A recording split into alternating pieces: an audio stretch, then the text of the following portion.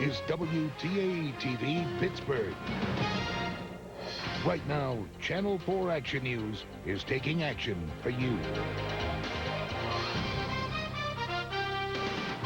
Tonight, the victims, a memorial mass to comfort the grieving and condemn a culture of death. And a live report on the children the day after at daycare. And new information about the suspect, new charges of sinister motives. Good evening. Our coverage tonight covers matters of both criminal evidence and a community in sorrow. And to begin the broadcast, Ronald Taylor adds soon to the murder charges counts of ethnic intimidation. The witness accounts meshing with what officers say they found in Taylor's apartment, hate-filled writings targeting whites and Jews. Let's get right to Paul Van Osdol live in Wilkinsburg with more on the case against Ronald Taylor. Paul. Well, Scott, I'm here at the McDonald's where much of the mayhem yesterday occurred, and just a few blocks from here, right at this very minute now, we believe Mr. Taylor is being arraigned on multiple charges, non-homicide charges. Of course, last night he was arraigned on the homicide charges. At this hour, he's being arraigned on the non-homicide charges, many of them as well. Taylor is on a suicide watch at the Allegheny County Jail, we're told. His attorney, Jim Ecker, says Taylor has asthma, and he was actually allowed, representatives of the family were allowed to get back into Taylor's apartment today to relieve some inhalers to allow him to breathe more easily. Now, we still have no knowledge of any prior criminal history of Taylor, although we do have some indication of some problems very early in his life. He did attend Brashear High School, and then he transferred to the Lecce School, a school for troubled kids in the Hill District.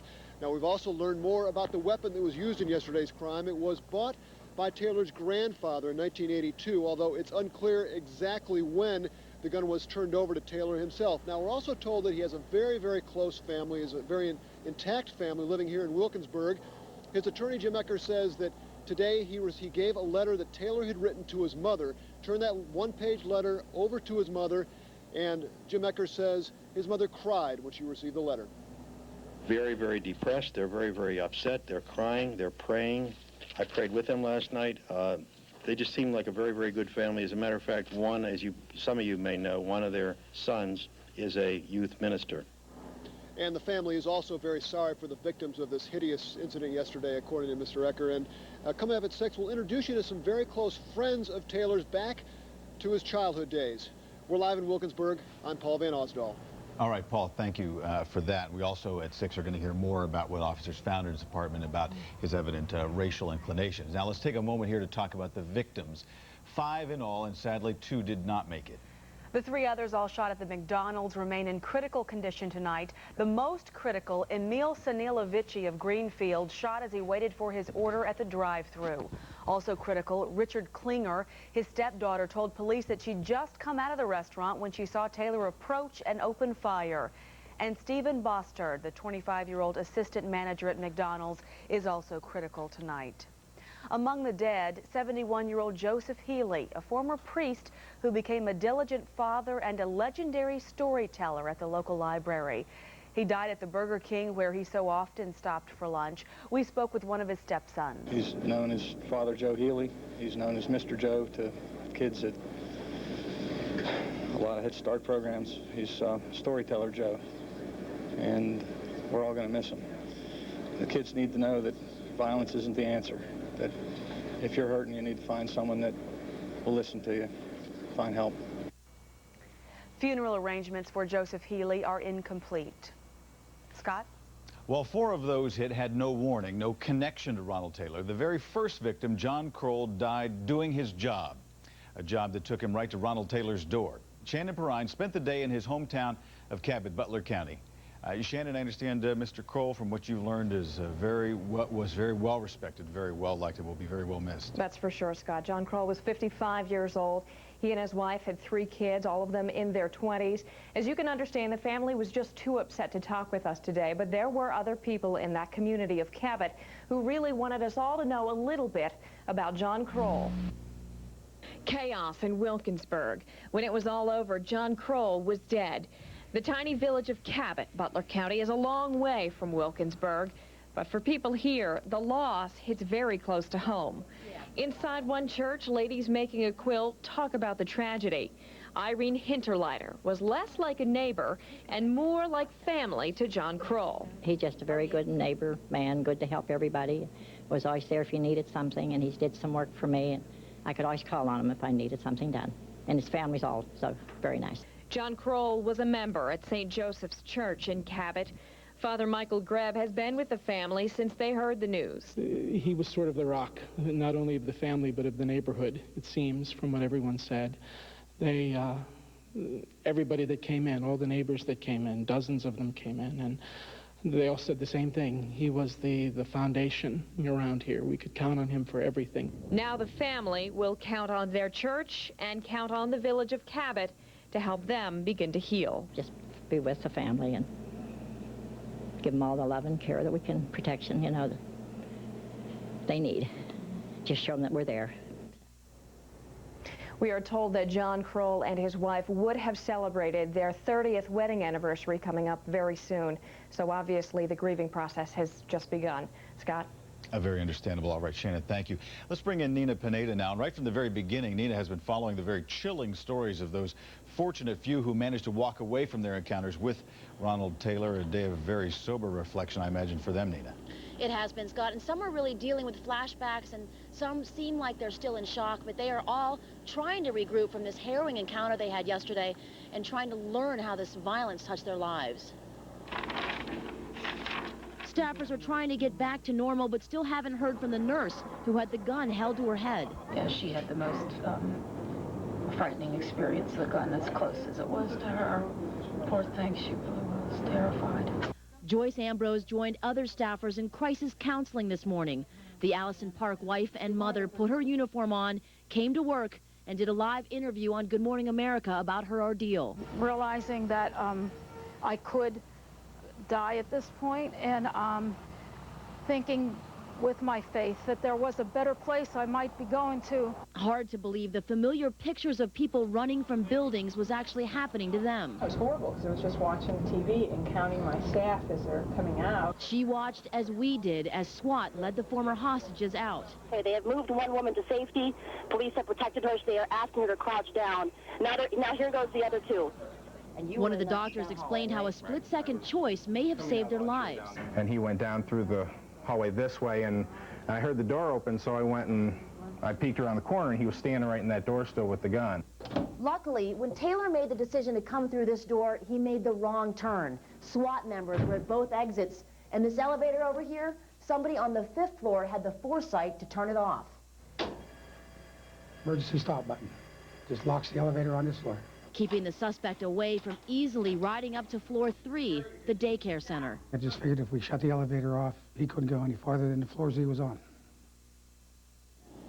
And some very quick thinking by some of those folks. The suspect was then trapped in that hallway. He couldn't get up to the other floors, especially the daycare center. And then negotiations did begin in that very hallway. Back to you, Scott. Remarkable stories. All right, thank you. It is remarkable. Tonight, the McDonald's restaurant where 3 people were gunned down remains closed. The yellow crime scene ribbon is still there, a reminder of what happened just before lunchtime yesterday. For those working inside, it's a day they will never forget. Their manager asked him what he needed, and he shot him in the head. Our manager fell to the ground, and I was like kind of stunned. I didn't realize really what happened. So somebody said our manager had got shot. Just up the street, the Burger King where Joseph Healy was shot and killed is also closed today. Now, one of the most poignant images from yesterday's siege came when police officers led children out of the daycare center. It took my breath away as I watched it live. The kids held hands, some raised their hands, all looked bewildered.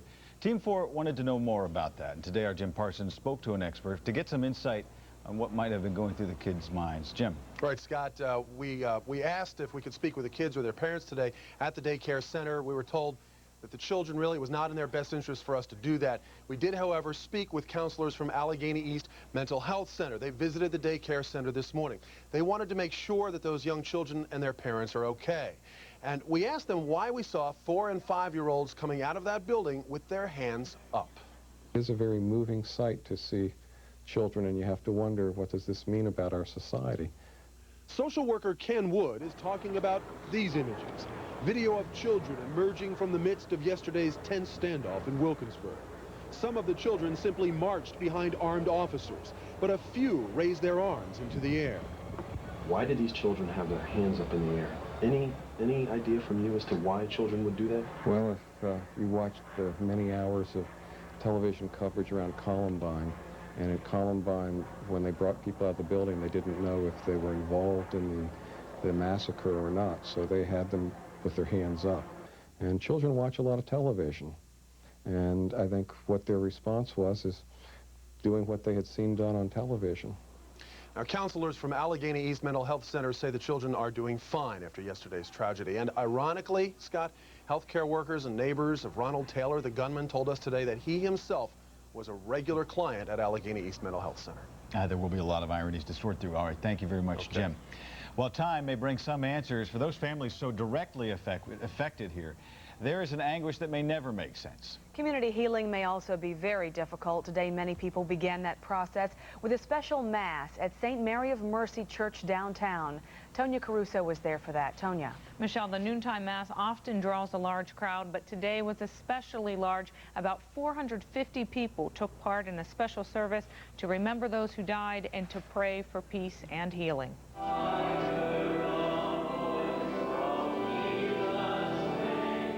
They came not just from Wilkinsburg, but from all over Pittsburgh, people there to ponder and pray. And I was really saddened by what happened, so I just felt that I needed to get out and say some prayers for the victims.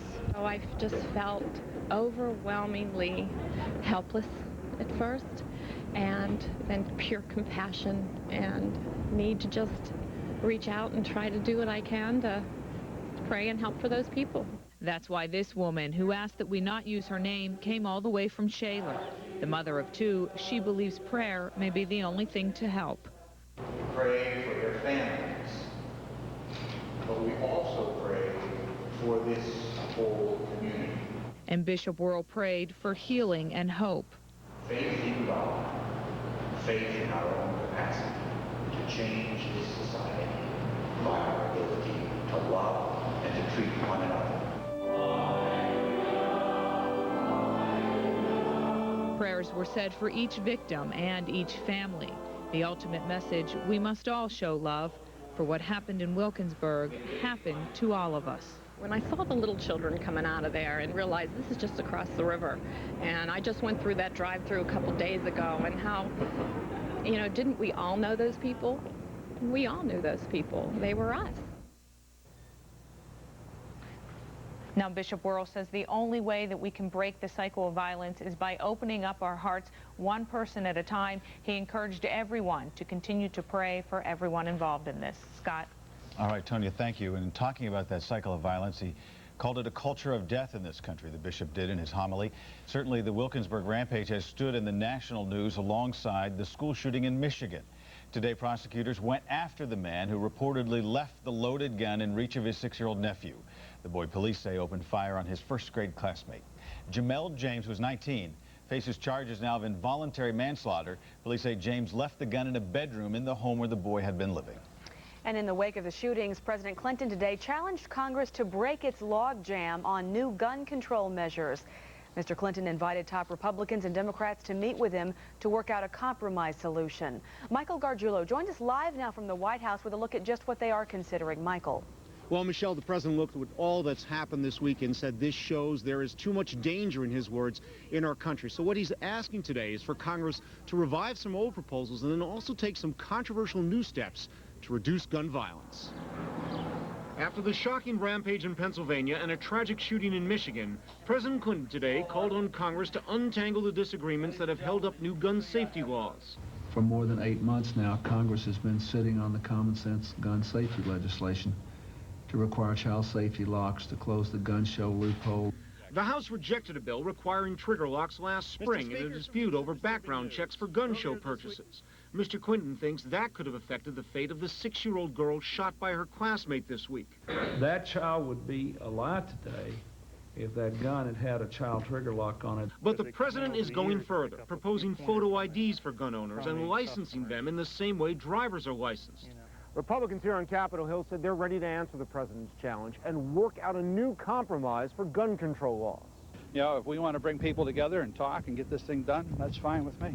Leading Republicans say they can solve the gun show dispute that has kept all other safety measures locked up. These are things that can be done and ought to be done. And we've offered them before, we'll continue to offer them. The terrible events of this week may at least convince lawmakers to act now. difference fund. Michelle, the president today was also blaming the National Rifle Association for holding up new gun legislation. NRA officials respond that gun makers right now are providing trigger locks with their guns. They think some of the other things the president proposed here at the White House today would be too much of a burden on law-abiding citizens. Michelle, back to you. Okay, Michael, thank you. And our coverage of the Wilkinsburg shooting continues at 5:30. What does this shooting do for the image of Wilkinsburg itself? Ted Coffey with more on that coming up later this hour. Now continuing coverage on the Wilkinsburg school shooting. The Taylor family was quick to hire a well-known local attorney to represent Ronald Taylor. Our Ted Coffey joins us now live to talk to Jim Eckert. Ted. That's right, Scott. The arraignment just wrapped up, and we just want to ask Mr. Eckert a few questions. First of all, the big question I think a lot of viewers are wondering, what can you do for Mr. Taylor? I don't know at this point what can be done, what can't be done, and I certainly don't predict the future. I haven't had really an opportunity to look at the case. I have not had an opportunity to even discuss the case with Mr. Taylor, except to talk to him in many generalities. So that's something I really would not be discussing right now. How did you get involved with this case? I was in my office yesterday afternoon around 4:30, and somebody in the family called me. They said there was a shooting, and could they see me about it? I didn't know anything about the shooting. They made a point. I said, come on in. They came in. They were in there about 5 or 5:30 yesterday afternoon. They retained my services. I immediately called out here to the county police, talked to the superintendent, Tom Sturgeon, got permission to come out and see my client, spent about an hour with him out here. In between time, they were kind enough to, he has a problem with inhalers and his problems. They were kind enough to go get his inhalers from his refrigerator and get me some cigarettes for him. And thanks to Gary Talon and Lieutenant Brennan and everybody in the county police, I really appreciate what they did for him. And then, of course, I spent time with the family. We prayed last night together and talked, and they feel very, very badly about the victims and the victims' families. With 2 people dead, 3 others shot, many would characterize this as an open and shut case. Would you agree with that characterization, and maybe speak a little bit about why you'd get involved with a case that appears to be an open and shut case? I don't know anything about whether it's open and shut at this point, as I said to you in the very beginning of our conversation, until I have an opportunity to, I don't even know what happened. I have not seen any news photos of this. I haven't read a paper. I was in city court early this morning at 8:30. I have not seen a paper. I have not talked to anybody until you guys ask me these questions. So I can't answer that question at this point. All right. We want to thank you very much for your time. Thank you. Live from Wilkinsburg, Ted Coffey, having just spoken with Mr. Jim Eckert, the defense attorney for Mr. Taylor involved in this case. I'm going to send it back to you in the studio now. All right, Ted, thank you. Appreciate that. Now, one of the difficult ironies in this is that Wilkinsburg had been one of the county's most impressive cases of drops in crime, and then came yesterday. Continuing coverage tonight as Ted Coffey reports on the town's struggle to overcome the latest blow to its image. Just this last spring, this was a community awash in optimism. Crime was way down and spirits were up. We were down 159 major crimes last year. And then came Wilkinsburg collision with catastrophe, an afternoon of chaos and death, threatening to unravel a town's fledgling optimism. It is kind of unfair to form an opinion just based on one incident. Carrie Thomas lives here. In fact, she was across the street watching this nightmare unfold. She's seen a lot of progress in just the past couple of years and hopes outsiders take that into consideration. It's just a shame that that one incident could have such a major impact on how people view our town. Mike Hogan's a 10-year resident, pleasantly surprised by the changes he's seen. Hogan wants people to remember this. This is one of those things that no amount of crime prevention can deal with. This morning, city officials found themselves in the glare of this unenviable spotlight, struggling to put an unforgettable day in perspective. It's a community of sorrow. There's going to be a healing process, but we're still looking back on the fact that over the past 3 years we've had some really great years. As crime went down, they were hoping the town's image would go up. The hope now is that 3 years of progress aren't wiped away in 2.5 hours of insanity. In Wilkinsburg, Ted Coffey, Channel 4 Action News. Our coverage of the shooting and its aftermath continues both on the air and online. Check out our website at thepittsburghchannel.com for in-depth reports about yesterday's tragic events.